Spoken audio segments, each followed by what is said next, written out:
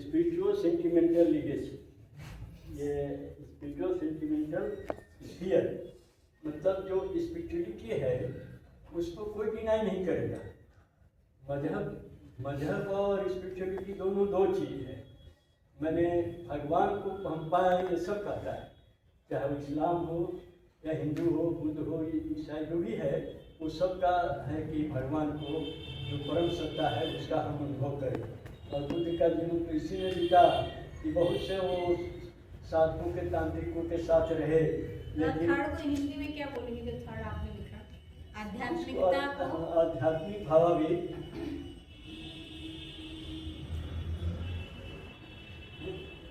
तो इसमें जो परम सत्ता है माने उसी को हम लोग स्वीकार करें। ब्राह्मी आदर्श हो, हम सब एक पिता के संतान हैं, एक माता पिता के संतान हैं।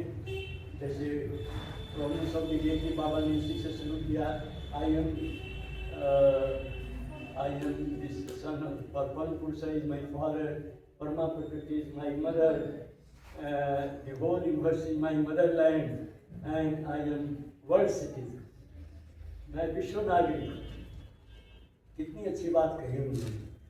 तो मुझे कोई कह रहे थे कि अरे ये वो बहुत ज़बरदस्त है। मैंने कहा उनकी सारी बातें ज़बरदस्त है, आप जब पढ़िएगा तो मालूम होगा। यही सब आदर्श आनंद मार्ग का आदर्श दुनिया को बचा सकता है। तो इसलिए ब्राह्मी आदर्श, अब इसके लिए हम लोगों को थोड़ा प्रयास करना पड़ेगा। ब्राह्मी आदर्श जैसे अनिता दीदी बोल रही थी कि हमने कितने लोगों को दीक्षा दिलाया, लेकिन वो लोग शुरू में आते रहे फिर अलग होते गए। तो अलग होते गए ये हम लोग को नहीं सोचना है, हम लोग को केवल अपने प्रयास के बारे में सोचना है। जैसे जब मैं सोनिया बिहार में रहता था तो एक बार जब मैंने शुरू कर रहा था मैं कीर्तन, मुझे लगा कि कीर्तन से मार्गी बहुत नज़दीक आते हैं, प्रभावित होते हैं, तो इसलिए कीर्तन शुरू किया गया। और मुझको हर तरह से अमर्यादित करने का प्रयास चल रहा था, तो मैं वो सोचता भी नहीं था। मैंने सोचा कि कीर्तन मार्गियों को बड़ा मधुर लगता है, इससे शुरू किया जाए। और मेरे एक मित्र थे ये आर्यभूषण भारद्वाज, बहुत अच्छे आयुर्वेदिक डॉक्टर थे। तो उनके यहाँ एक बहुत बड़ा हॉल था, तो बोले कि आप इस हॉल को यूज़ कीजिए। और जो लोग आए तो मैं चाहता था कि वो लोग खाना खा के जाएँ, तो उनकी वाइफ बोली कि मैं खाना बना दूँगी चाहे जितने लोग आए। तो उसमें मैंने सबको, उस वक्त संगठनिक था तो सबको बुलाया मैंने। तो नवातीतानंद आए, राकेश ब्रह्मचारी जो भी रविंद्रन लोग हो गए हैं, लॉ सेक्रेटरी हैं उधर रांची की तरफ, वो आए। सब मैंने बहुत बढ़िया कीर्तन हुआ। तो उसमें विवेकानंद एक थे, आप लोग शायद बहुत से लोग जानते हो कि विवेकानंद को। तो विवेकानंद की अपनी ये था कि वो भी कीर्तन कराता था, तो 30, 35, 40, 50 आदमी तो हमेशा ही रहते थे। उस वक्त 30, 35 तो उसी के फैमिली से ही जुड़े साले, साधु, सरहद, इसी तरह के लोग ज़्यादा थे। तो वो बोला कि दादा आप जो इतना देख रहे हैं, इतना बढ़िया आपको लग रहा है कीर्तन, इसमें वो सब लोग आया है देखने के लिए कि कौन कौन आता है यहाँ जिससे कि उन लोग को टारगेट करके वो लोग नहीं आ सके, तो इसके लिए वो कुछ करेंगे वो लोग। तो मैंने कहा ठीक है, वो लोग अपना काम करें, मैं अपना काम करूं। तो लेकिन वो कीर्तन चला, बढ़िया से चला। और बाद में जब मैं यहाँ आ गया तभी जाता रहा। लेकिन अब जैसा संगठन में आजकल चल रहा है, वहाँ जो लोग मुख्य लोग आते थे उनको फिर कुछ लोगों ने, दादा लोगों ने उनको प्रेरित किया कहीं और जाने के लिए, तो यूनिट एक तरह से समाप्त हो गई। लेकिन यह है कि इस तरह की जो भावना आती है, ये इसमें और हमारी भावना में ये संघर्ष होगा, निश्चित रूप से संघर्ष होगा। और अगर हम डटे हुए हैं कि नहीं कीर्तन हो के रहेगा, ये आनंद मार्ग का कार्य हो के रहेगा, तो फिर कोई वो हम सफल होंगे, वो असफल हो जाएगा, इसमें मुझे कोई संदेह नहीं है। तो लेकिन हम लोग का रहना बहुत ज़रूरी है। तो इसीलिए शॉर्ट में साइको सेंटिमेंटल स्फीयर, ये माने ये तो सबको एक कर ही सकता है, ये अस्थाई है। बाकी मान लीजिए जो न्यूनतम आवश्यकताओं की गारंटी, हमने कुछ खाया फिर ख़त्म हो गया, तो वो अस्थाई वो तृप्ति देता है, लेकिन ये स्पिरिचुअल सेंटिमेंटल जो ये है ये परमानेंट, बाबा ने कहा है ये हमको शांति देगा, परमानेंट हमको इससे अनुभूति होगी और इसलिए मन को हमेशा आनंदित करता रहेगा ये। तो ये 3 चीज़ों को बाबा ने मुख्य रूप से कहा है कि इनकरेज करो, इसको प्रोत्साहित करो। और कुछ चीज़ें बाबा ने कही है कि जो ये कॉमन पॉइंट में 3 आए हैं ना दादा? हाँ, कॉमन पॉइंट में 3 आए हैं।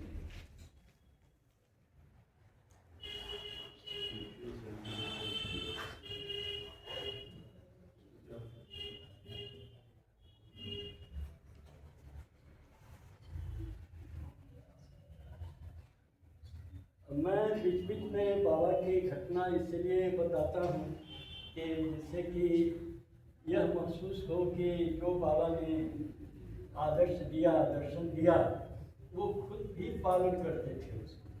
ये नहीं कि उन्होंने हम लोग को दे दिया कि तुम लोग करते रहो और खुद उनका उसके अनुकूल आचरण नहीं था।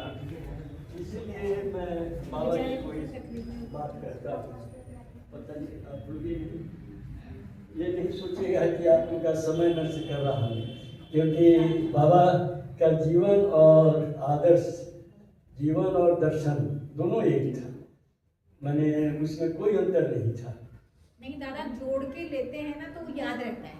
आप जोड़ते हुए चल रहे हैं ना, जोड़ते हुए वो हमको नहीं तो ये रट्टा मारना पड़ेगा, लेकिन आप जोड़ते हुए चल रहे हैं तो उसको याद अपने आप ही हो जा रहा है।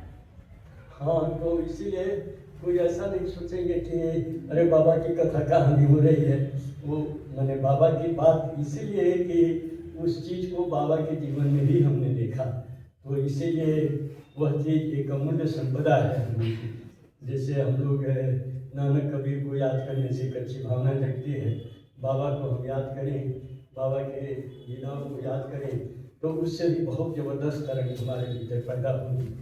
तो इसीलिए मैं बाबा की घटना जो मेरी जानकारी में है, पर्सनल जानकारी में है, मैं बताता हूँ। तो ये तो कॉमन पॉइंट्स रहे और कुछ है पॉइंट्स ऑफ डिफरेंसेज है, इसको ही बाबा ने वर्णन किया।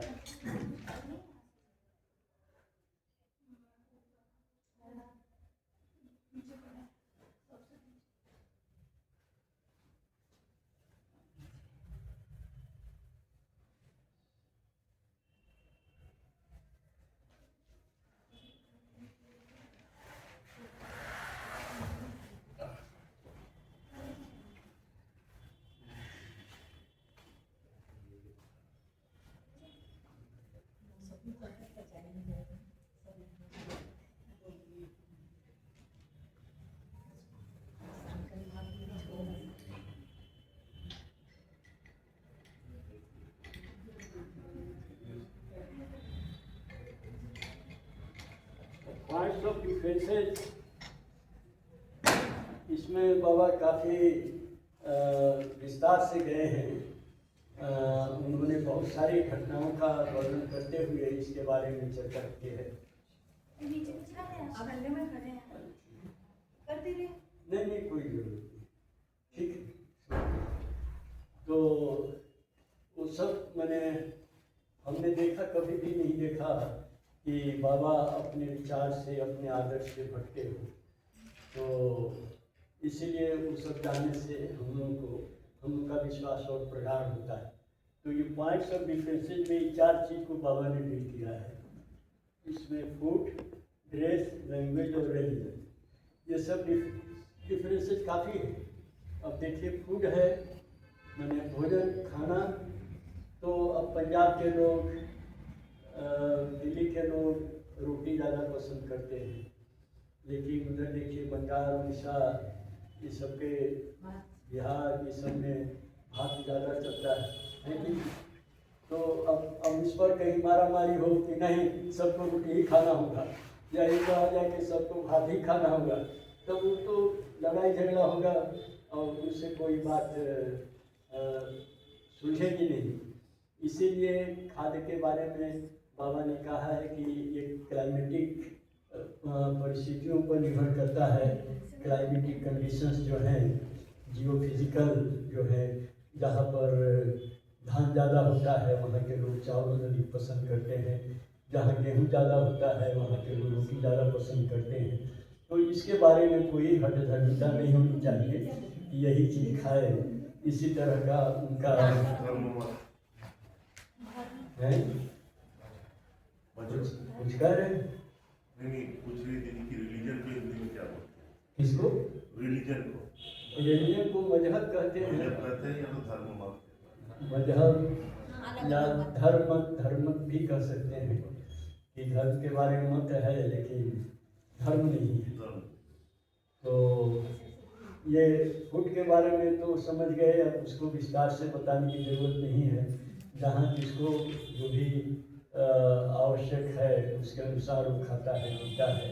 और हम लोग इसके बारे में कभी कोई हठधर्मिता नहीं करेंगे कि तुमको यही खाना है, यही तुम्हारी आदत होनी चाहिए। कि कोई नॉन भेज लेता है, कोई भेज लेता है। और आजकल ये जो राजधानी है उसमें कहा गया है जैन फूड, जैन फूड।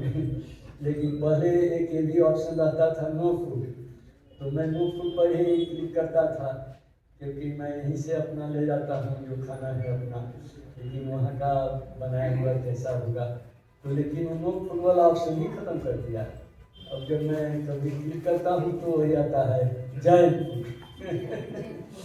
तो खैर जो भी हो, कहने का मतलब यही है कि आदमी के मनपसंद जो है वो खाना खाए, लेकिन यही है कि हम उसके बारे में किसी को नहीं सोचे कि अब कोई शाकाहारी बनेगा तभी इच्छा लेगा, या कोई अब यद्यपि हम लोग उनकी पूजा नहीं मानते हैं, लेकिन फिर भी मैंने देखा है एक यहाँ मार्गी थे, ये बहुत पहले की बात है 66-67 की, तो प्राय हमको बुलाते थे अपने यहाँ, ग्रेटर कैलाश पार्ट 1 में रहते थे।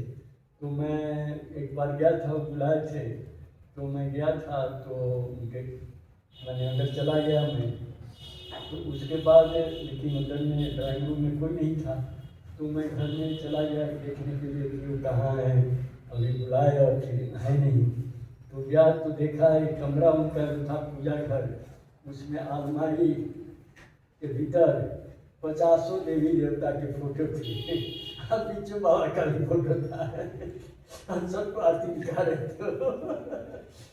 उनको ये था कि चलो सभी देवता खुश रहे, पर कोई क्यों हम पर ना खुश होगा, तो सभी देवता को आरती दिखा रहे हैं। तो मैं सोचा कि मैं रुकूंगा तो उनको थोड़ा खराब लग सकता, इसलिए मैं चुपचाप जो है वहाँ से वापस आ गया, बैठ गया उनके ड्राइंग रूम में। उनको जिससे पता नहीं चला और आज तक पता नहीं चला उनको, लेकिन ये घटना हुई है। तो इसीलिए बहुत से लोग हैं, एक छठ व्रत है उसको करते हैं लोग। छठ व्रत बहुत पॉपुलर है बिहार वगैरह में, खास करके ईस्ट यूपी में। तो उसमें समझिए कि जो मार्गी हैं उनके बारे में कह रहा हूँ कि वो लोग भी छठ व्रत करता है और बाबा की साधना भी करता है, बाबा नाम के नाम कीर्तन भी करता है। तो इसके लिए हम लोग कोई एकदम हठधर्मी नहीं कि भाई ऐसा क्यों करते हो। हाँ, हम लोग जुटिक संगत बात कर सकते हैं, उसको समझा सकते हैं, लेकिन वो हमारी बात मान ले तभी वो साधना करे, तभी हम उसको बुलाएं, इस तरह की भावना नहीं रहनी चाहिए। मान लीजिए वो कुछ तो कर रहा है ना, 10 में कोई एक पॉइंट तो उसका हमसे मिल रहा है, उस एक पॉइंट पर बातचीत हो, उसी को लेके हम लोग आगे बढ़े। तो इसलिए ये फूड का है। और ऐसे बाबा ने ये भी कहा है कि जब चलिए आगे उसको कहूँगा, ये ड्रेस है, तो ड्रेस में अब देखिए आजकल ये हिजाब को लेकर के बहुत कलह मचा हुआ रहता है, क्योंकि ये सब मजहबी चीज़ें हैं। अगर केवल इतना ही रहता, और कुछ हिंदू जो सोसाइटी वाले लोग हैं उनका है कि भाई नहीं ये हिजाब नहीं पहनेंगे, कहने की क्या ज़रूरत है। वो तो अपना जैसे कॉलेज में जो यूनिफॉर्म है वो सभी स्कूल कॉलेज इस तरह मानते हैं, उसी तरह वो लोग भी मानेंगे। लेकिन वो जब जहाँ बात हो जाती है मजहब की, वहाँ पर फिर सब लोग तंग जाते हैं। तो ये सब ड्रेस के बारे में भी, अब जैसे रेगिस्तान है तो रेगिस्तान में वहाँ पर ये बालू उड़ता है, अब हवाएं चलती हैं, रेगिस्तान है बिल्कुल, तो इसीलिए पूरा शरीर को ढक करके वो पहनता है। तो ये उस क्लाइमेटिक कंडीशन की रिक्वायरमेंट है, इसीलिए करता है। उसके बाद जो बिहार है, मान लीजिए बिहार में जो नॉर्थ बिहार है वहाँ बाढ़ आती है, तो वहाँ पर पूरा शरीर को ऐसा ढक के नहीं रख सकता है, वो धोती पहनता है, जहाँ देखा पानी है, कीचड़ है, धोती ऊपर कर लिया और निकल जाता है। तो इसीलिए ड्रेस के बारे में भी इस तरह की भावना नहीं रखनी चाहिए कि हम कोई एक ड्रेस किसी पर ला दें। और तीसरा ये जो लैंग्वेज है, लैंग्वेज का भी कुछ इस तरह का है कि अब जैसे बाबा से एक बार कहा, पत्रकारों ने लिख के भेजा कि आपके अधिकांश प्रवचन हिंदी में हैं, तो आप ये कुछ हिंदी के बारे में अगर आप 2-4 शब्द कहते हैं तो उससे हिंदी का गौरव बढ़ेगा, तो आप कुछ हिंदी के बारे में कहिए। ऐसा पत्रकारों ने एक बाबा के पास प्रश्न लिख कर भेजा, तो बाबा ने उत्तर दिया कि मैं सभी भाषाओं को परम पुरुष की संतान समझता हूँ, इसीलिए सभी भाषाएं आपस में बहनें हैं और सभी भाषाएं मुझसे समान सम्मान की अधिकारिणी है। ये बाबा का 3 सेंटेंस का ये रिप्लाई था कि मैं सभी भाषाओं को परमात्मा की संतान मानता हूँ, सभी आपस में बहने हैं, इसलिए मुझसे सभी भाषाएं समान सम्मान को प्राप्त करेंगी। तो इसीलिए लैंग्वेज के बारे में जो बहुत सारा कुछ होता है, अब बहुत से लैंग्वेजेज ने सप्रेस भी किया है। जैसे अंग्रेजी आया तो उसने हिंदी को सप्रेस किया, उसी तरह से हिंदी है तो वो मगही, मैथिली, भोजपुरी ये सब भाषाओं को सप्रेस करती है। बंगाल में भी समझिए कि अंग्रेज जब आए तो उन्होंने बंगला भाषा को सप्रेस किया। उस वक्त तो जैसे माइकल मधुसूदन दत्त थे, वो गए इंग्लैंड में, उन्होंने कविताएं लिखी, बड़े होनहार आदमी थे वो, तो कविताएं लिखी तो उन्होंने अपने एक मित्र से कहा कि क्या ये शेक्सपियर के, वर्ड्सवर्थ के स्टैंडर्ड की है कविताएं, शैली के स्तर की हैं? तो उनके उस मित्र ने जवाब दिया कि इंग्लैंड को कौन दूसरे शैली की या दूसरे वर्ड्सवर्थ की ज़रूरत है, जहाँ वर्ड्सवर्थ नहीं है, शैली नहीं, उस बंगाल को तो तुम आकर के गौरवान्वित करो। तो उनको बहुत दुख हुआ उस पर और वो चले आए बंगाल। लेकिन माइकल उन्होंने नाम रखा था, अंग्रेजी में नाम रखा था, फिर वो मधुसूदन दत्त जो उनका ओरिजिनल नाम था वही जोड़ दिया, माइकल मधुसूदन दत्त। तो इसीलिए ये इंफीरियरिटी कॉम्प्लेक्स है। इस भाषाओं के सप्रेशन पर भी बाबा ने काफ़ी कहा है कि किस किस भाषा ने कैसे कैसे सप्रेस किया है। तो ये हम बाबा का दृष्टिकोण है कि लोग अपनी मातृभाषा को माने महत्व दें और जो प्राइमरी स्कूल का एजुकेशन मातृभाषा से ही होना चाहिए, यही बाबा का है। और अंग्रेजी को एक विश्व भाषा के रूप में सीखे और थर्ड लैंग्वेज जो भी उसको पसंद हो सीखे, नहीं सीखे, लेकिन ये 2 चीज़ बाबा का है इसमें कि लोकल लैंग्वेज जो डायलेक्ट बहुत से कहा जाता है, लेकिन वो सभी भाषा बनने का अधिकार रखती है। तो उस सबको हम लोग कहाँ, मैंने संगठन में तो ऐसा कुछ हो नहीं रहा है अभी, लेकिन ये सब चीज़ अब जैसे भोजपुरी है तो 68 में बाबा इलाहाबाद में धर्माचक्र था, तो उन्होंने भोजपुरी वालों को बुलाया, तो मैं ऐसे ही चला गया। क्योंकि मैं संपादक था तो मैं इस फिराक में रहता था कि कोई ना कोई चीज़ बाबा से मिल जाए तो उसको मैं प्राउड में दे दूँगा। तो मैं गया तो वहाँ पर बाबा बोले, 200-300 लोग थे भोजपुर के, तो बोले कि तुम लोग चुल्लू भर पानी में डूब मरो। 80 लाख सिंधी बोलने वालों को संविधान में मान्यता है और 10 करोड़ भोजपुरी बोलने वाले को मान्यता नहीं है, तुम लोग चुल्लू भर पानी में डूब मरो। एक ताना टाइप का बाबा ने जैसे कहा। उसके बाद फिर बाबा ने कहा कि देखो, जब अंग्रेज आए तो उन्होंने देखा कि मंगल पांडे, बाबू कुंवर सिंह, ये सब वो इतने ज़बरदस्त लड़ा के अंग्रेजों से लोहा लिया, उन्होंने कभी अधीनता नहीं स्वीकार की। तो उनको मन में हो गया कि यह जो कौम है, भोजपुर कौम, ये बहुत दमगर है, बहुत बलिष्ठ है, दबंग है, तो इसको दबा के रखो, इसको बढ़ने नहीं दो। तो उन्होंने एक पॉलिसी डिसीजन लिया कि कोई भी डेवलपमेंट का काम इस क्षेत्र में नहीं किया जाएगा। भोजपुर में कोई भी डेवलपमेंट का काम नहीं किया जाएगा। अभी भी कुछ नहीं है, 2-4 केवल शुगर मिल्स है, इसके अलावा और कुछ नहीं है वहाँ। और दूसरा उन्होंने ये लिया कि ये जो बड़े बहादुर हैं, तो इन लोग को अधिक से अधिक मिलिट्री पुलिस में भर्ती किया जाए।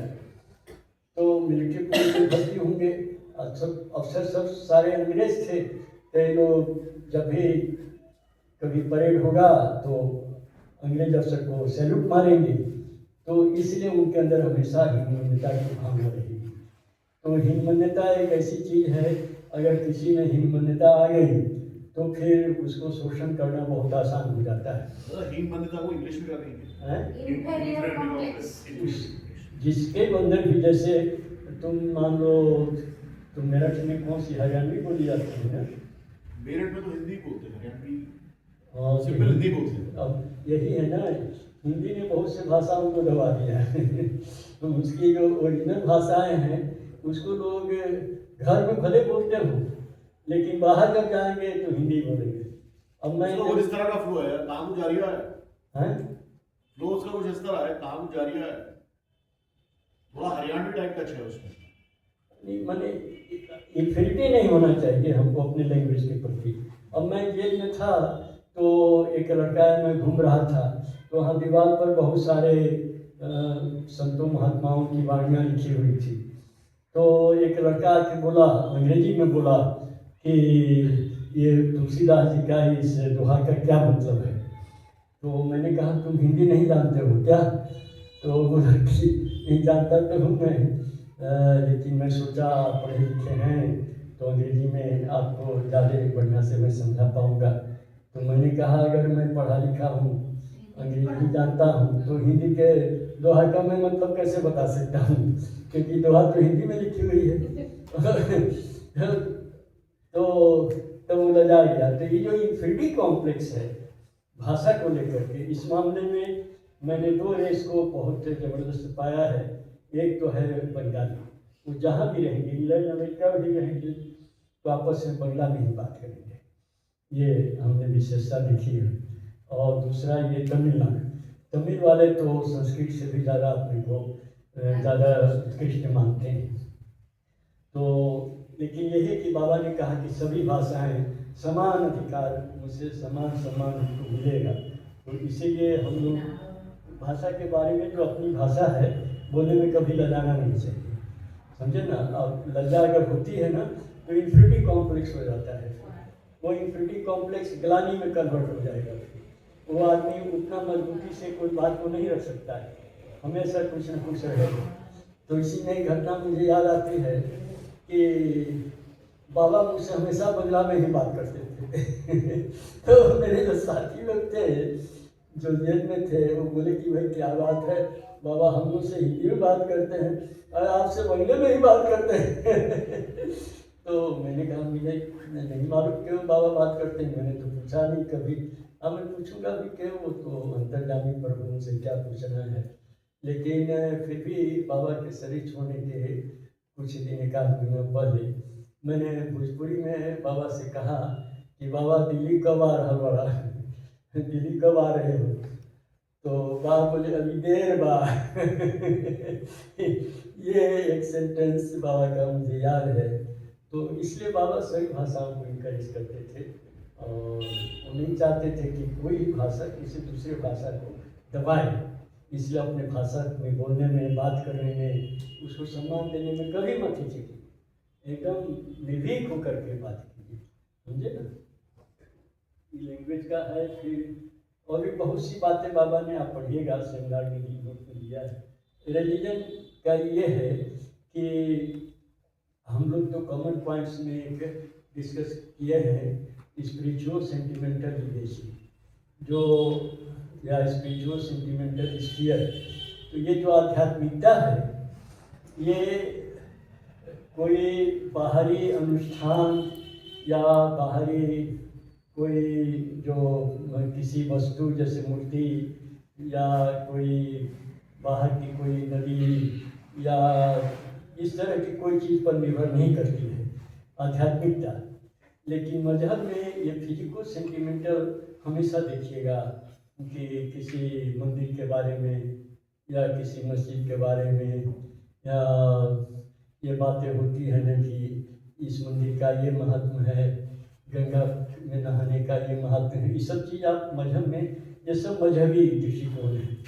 तो इसीलिए ये जब किसी को कहिए, मना कीजिएगा कि भाई तुम क्यों करते हो, आप बात ठीक कह रहे हैं, लेकिन डायरेक्ट मत कहिए उसको ये बात कीजिए कि अब जैसे गुरु नानक थे, उन्होंने हरिद्वार में गए तो देखा कि पंडित पुरोहित लोग बहुत पैसा कमाते हैं, लोगों को कह के कि तुम ये कपड़ा चढ़ाओ, तुम्हारे जो स्वर्ग में या सातवें आसमान पर जो तुम्हारे पुरखे हैं उनको मिल जाएगा, पैसा दे दो उनको पहुंच जाएगा, लोग देते हैं। तो उसको उन्होंने डिमॉन्स्ट्रेट करके ये दिखाना चाहा कि ये सब ढोंग पाखंड है, इसमें मत पड़ो। तो उसके लिए उन्होंने क्या किया कि गंगा के किनारे उन्होंने पानी उलीच करके जैसे जमीन की तरफ फेंकना शुरू किया। तो पानी ले रहे हैं, फेंक रहे हैं, पानी ले रहे हैं, फेंक रहे हैं। तो कुछ लोगों ने उनसे कहा कि आप क्या कर रहे हैं, पानी को ऐसे फेंक रहे हैं, इससे क्या फायदा, क्या पाना चाहते हैं। तो बोले कि भाई तुम जो पंडित पुरोहित को जो तुमने पैसा दिया, दान की रकम दी या सोना चांदी कुछ दिया कि हमारे जो पिताजी या माताजी या जो लोग हैं उन लोगों को ये मिल जाए, तो क्या मिल जाएगा उन लोगों को? तो हाँ, तो पंडित जी का कहना है मिल जाएगा। तो जब उन लोगों को, जिनका तुम जानते नहीं हो कि कहाँ है, उन लोगों को जब यह पंडित पुरोहितों का जो दान है, जो दान करते हो, जब उन लोगों को मिल जाएगा, तो ये हमारे क्यों नहीं पंजाब में, शहरी में, राजपुरा में ये पानी ला करके वहाँ खेतों की सिंचाई कर देगा। तो लोगों को समझ में आया कि वो लोग गलती कर रहे हैं, लेकिन फिर भी ये चीज़ें चल ही रही हैं। मुख्य बात यह है कि जो धर्म व्यवसाय है ना, वो इतना मजबूत जगह बना लिया है लोगों के मन में कि इसको हटाने के लिए काफ़ी मानसिक शक्ति की ज़रूरत है। जब तक हम लोग मिल करके इस सब चीज़ पर काम नहीं करेंगे, तब तक केवल नानक जी ने कहा, लोगों ने मान लिया, लेकिन फिर वैसे ही चल रहा है। उसी तरह से अब एक राम मंदिर बनाने के लिए इतना कुछ हुआ, करोड़ों करोड़ों की संपत्ति आ गई वहाँ पर। तो आनंद मार्ग का जो आदर्श है, वो परम पुरुष, परम सत्ता, जो अंतिम आदर्श है, अंतिम सत्य है, उनको प्राप्त करना है। अब उनकी तरफ जब मन चलेगा तो फिर ये सब जितने भी, अब खुद ही हम मन में भावना नहीं आएगी कि ऐसी बात हम कहें या ऐसा कोई आचरण करें जिससे कि लोग हमारे खिलाफ हो जाएं और लोगों को हमारी बात अच्छी नहीं लगी। इस तरह की लोगों के अंदर भावना आ जाएगी। तो इसीलिए हम लोगों को एक आध्यात्मिक साधक बनना है और आध्यात्मिक पथ पर चलना है। तो उससे फिर हम लोग का जो व्यक्तित्व बनेगा, उससे हम लोग आनंद मार्ग को, प्राप्त को आगे ले जाने में समर्थ होंगे। तो अभी किसी को कोई प्रश्न हो तो पूछिए। बोलने को तो आप पढ़ लीजिएगा, उसमें जब पढ़िएगा तो बहुत सी बातें बाबा ने कही हैं, लेकिन मैं नहीं समझता हूँ, उतना कहने से फिर बहुत कठिन हो जाएगा आप लोगों को समझना। तो बोलिए कुछ जो बातें मैंने कही है उस पर कोई आप लोगों को कोई प्रश्न हो तो पूछिए।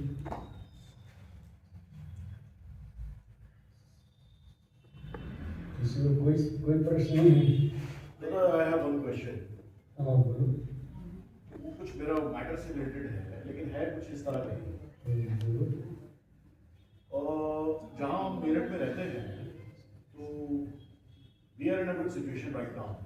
But when we entered over there, से 35-40 साल पहले, वहाँ कुछ मैटर सा हुआ तो ये सामने जो लोग रहते हैं वो कहते हैं कि ये लोग वहाँ रेंट पे रहते थे और ये लोग छोटे हैं, ये है वो है, ये बात है।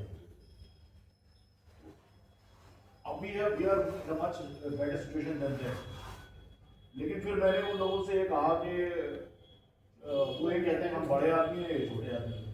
तो मैंने उन लोगों से कहा कि we are higher in education, we are much better in education. आप लोग ठीक से पढ़े लिखे नहीं हो, कि हम लोग ज़्यादा एजुकेटेड हैं, आप लोग ठीक से पढ़े लिखे नहीं हो, हमारे पास ज़्यादा पैसा, आपके पास पैसा नहीं है।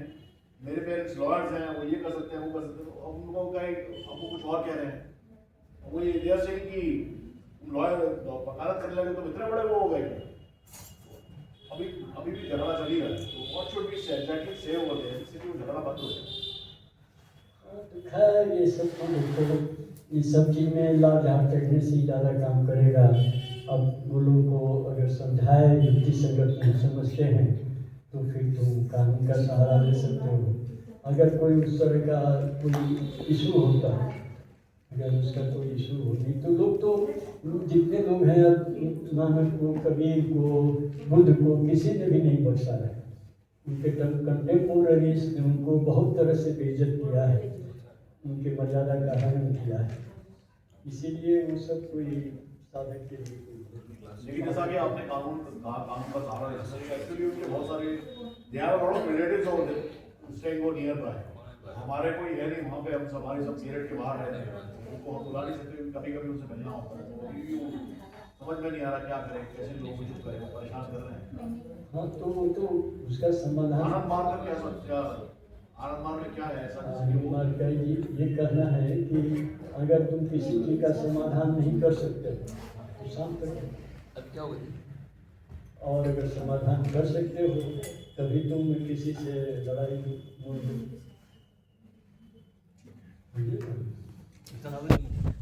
दादा, हम इस पॉइंट को जो आपने ये मानव समाज को एकबद्ध करने का